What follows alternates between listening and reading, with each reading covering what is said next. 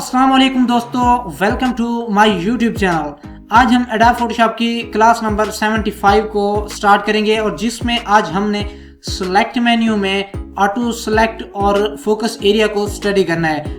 I hope आज की class आपके लिए इंटरेस्टिंग रहेगी। इसी तरह की मजीद वीडियोस देखने के लिए मेरे साथ जुड़े रहें। तो बिना टाइम वेस्ट के बगैर आइए चलते हैं एडोब फोटोशॉप की जानिब। सबसे पहले फोटोशॉप को ओपन कर लेंगे। फोटोशॉप को ओपन करने के बाद ये मेरे पास एक बहुत ही खूबसूरत सी एक इमेज है जो मैंने अनस्प्लैश से डाउनलोड की है। तो दोस्तों आप इस इमेज को अगर देखें तो इसमें आज हमने जो ऑप्शंस इस पे अप्लाई करवाने हैं वो हमारे पास हैं सेलेक्ट में, फोकस एरिया और सब्जेक्ट।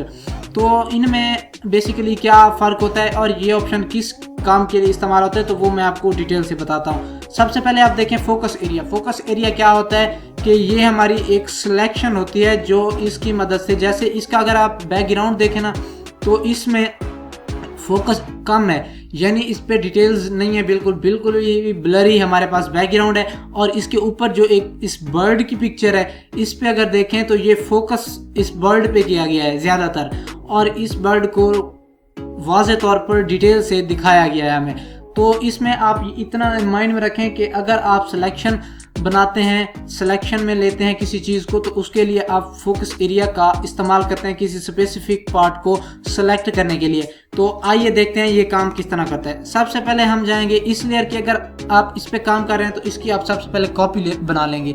कंट्रोल जे से मैं इसकी एक कॉपी बना लेता हूँ। अब मैं जाता हूँ सिलेक्ट में और ये फोकस एरिया, अगर इसको मैं क्लिक करता हूँ तो ये इसका एक पैनल हमारे पास ओपन होके आ जाएगा। और ये देखें इसने जो हमारे बैकग्राउंड था उसको काफ़ी हद तक रिमूव कर दिया है। तो इसमें डिफरेंट हमारे पास ऑप्शंस होते हैं। ये सबसे पहला होता है इसका व्यू मूड। आप यहाँ से व्यू मूड चेंज करके भी देख सकते हैं जिस पे आप रखना चाहें। ये भी मैं आपको बताता हूँ। सबसे पहले आप समझ लें इस पैनल में हमारे पास क्या क्या ऑप्शंस मौजूद हैं। उसके बाद है ये हैंड टूल, ऊपर है जूम टूल, और इसी तरह से ये हमारे पास जो टूल है ये है फोकस एरिया सब्जेक्ट टूल। इसमें फोकस एरिया सब्जेक्ट टूल का काम क्या होता है, ये सिलेक्शन इसमें हम डिटेक्ट करने के लिए इसको इस्तेमाल करते हैं और इसमें सिलेक्शन को ऐड करने के लिए इस टूल का इस्तेमाल करते हैं। ये दोनों टूल हमारे पास फोकस एरिया टूल्स हैं। और इनमें हमारे पास ऊपर होता है पैरामीटर, ये फोकस रेंज हमें बताता है। एडवांस में इमेज का नॉइज लेवल होता है। उसके बाद आउटपुट में हमारे पास रिजल्ट हम किस चीज़ में चाहते हैं, सिलेक्शन में चाहते हैं, लेयर मास्क में चाहते हैं, न्यू, ये आप रिजल्ट जिस ऑप्शन में चाहते हैं वो आपके पास मौजूद होता है। उसके बाद है सॉफ्टन एजेस। अगर इस पर क्लिक करेंगे तो इसके एजेस जो हैं वो सॉफ्ट हो जाएंगे, यानी उसमें जो शार्पनेस होगी या कोई क्रिस्पी टाइप अगर एजेस होंगे तो वो बिल्कुल सॉफ्ट हो जाएंगे। तो अब देखते हैं इसमें, अब हमने इसका बैकग्राउंड रिमूव करना है और प्रॉपरली प्रोफेशनल तरीके से हम इसका बैकग्राउंड रिमूव करेंगे।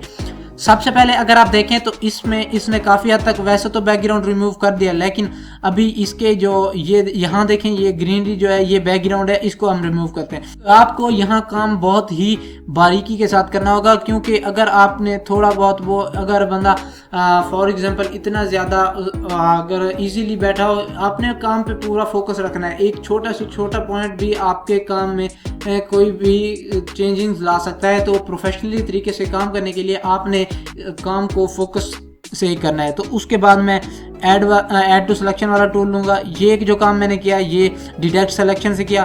तो अभी मैं इसके ऊपर जो इसकी डिटेल्स हमारे पास गायब हुई थी उनको मैं यहाँ से वापस लाऊंगा, और जो हमारे पास इसके साथ और ऑप्शन हैं जैसे ये, तो इनको मैं अभी ये बैकग्राउंड के साथ इनको रिमूव कर देता हूँ। रिमूव करने के बाद आप देखें कि ये हमारे पास कुछ इस तरह से डिटेल्स इसकी आएंगी।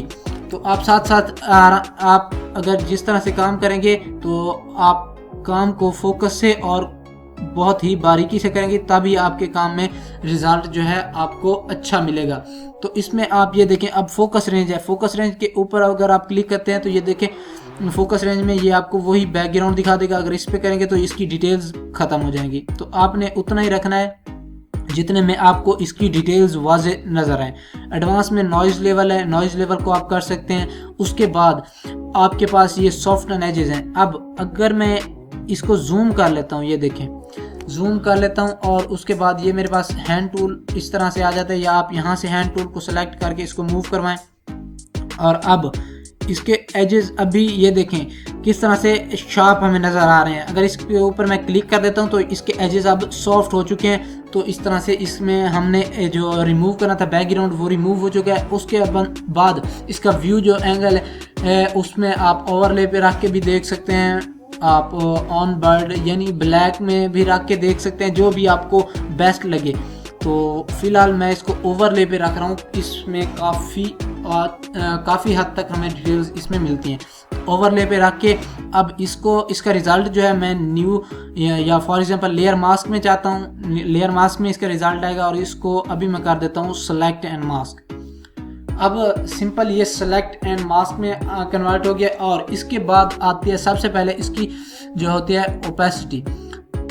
ओपेसिटी में आप देखें इसकी ओपेसिटी आप जितनी मर्जी इंक्रीज कर दें, आप डिक्रीज कर दें, जो भी आप करना चाहें अपनी मर्जी से कर सकते हैं। इसका इतना खास वो काम नहीं होता। एजेस अब इसमें अगर आप इसको स्मूथ करना चाहते हैं तो हल्का सा इसमें स्मूथनेस थोड़ी सी ऐड कर दें। फीदर ऐड करना चाहते हैं फीदर ऐड कर दें, लेकिन आप बस इसमें वही ऑप्शंस ही इसमें ऐड करें जो आप यानी इसमें लाना चाहते हैं। तो उसके बाद अगर ये आपके पास ये ऑप्शन तमाम तर आपने सेलेक्ट करके इसको एक प्रॉपरली एडिट कर लेना है। उसके बाद कर लेंगे ओके करने के बाद आप देखें कि ये हमारे पास लेयर मास्क में वही इमेज आ चुकी है, इसकी एक लेयर बन चुकी है हमारे पास।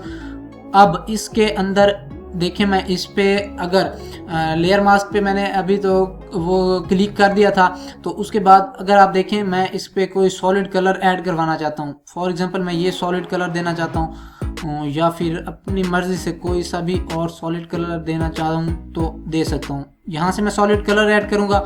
सॉलिड कलर को ऐड करने के बाद इस लेयर को मैं उठा के इसके ऊपर ड्रॉप कर दूंगा और अब देखें ये हमारे पास वो बैकग्राउंड रिमूव होकर अब ये बैकग्राउंड आ चुका है।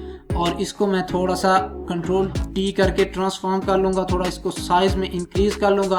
और अब इसमें थोड़ी सी हम यानी इंटरटेनमेंट के लिए या फिर कोई आप देखें कुछ नया करने के लिए हम इसमें थोड़ा टेक्स्ट ऐड कर देते हैं। टेक्स्ट में आप क्या लिखेंगे, इसका नेम ही लिख लें बर्ड, तो ये बर्ड। और अभी इसका फ़ॉन्ट अब चेंज कर लें, तो फ़ॉन्ट हम चेंज कर लेते हैं जो हमें अच्छा लगता है। तो उसमें आप देखें मैं सिंपल इसमें कर रहा हूँ अमेरिकन, तो ये बेस्ट है। साउंड ये इसमें मैंने इसका चेंज कर लिया है। अब मैं इसका साइज़ थोड़ा सा इंक्रीज़ कर दूंगा ट्रांसफॉर्म से। ये देखें साइज़ मैंने इसका इंक्रीज़ कर दिया है। अब इसमें थोड़ा इफ़ेक्ट डालने के लिए मैं इसमें ड्रॉप शेडो ऐड करूँगा। इसके ऊपर डबल क्लिक करूँगा, इस लेयर पे डबल क्लिक करने के बाद यहाँ से हमारे पास ऑप्शन होता है ड्रॉप शेडो का, इस पे आ जाऊँगा और ड्रॉप शेडो में इसकी थोड़ी ओपेसिटी हम बढ़ा लेंगे। इसका एंगल आप जो भी रखना चाहें वो रख सकते हैं।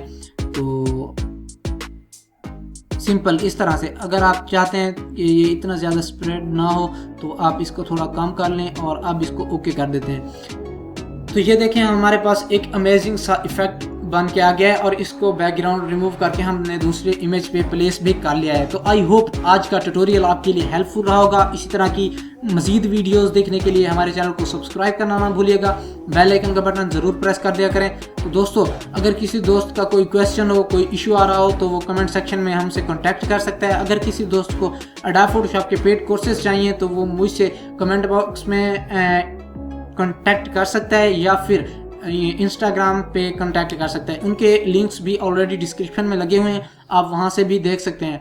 तो मिलते हैं नेक्स्ट क्लास में, मुझे दीजिए इजाज़त। थैंक्स फॉर वॉचिंग, अल्लाह हाफिज़।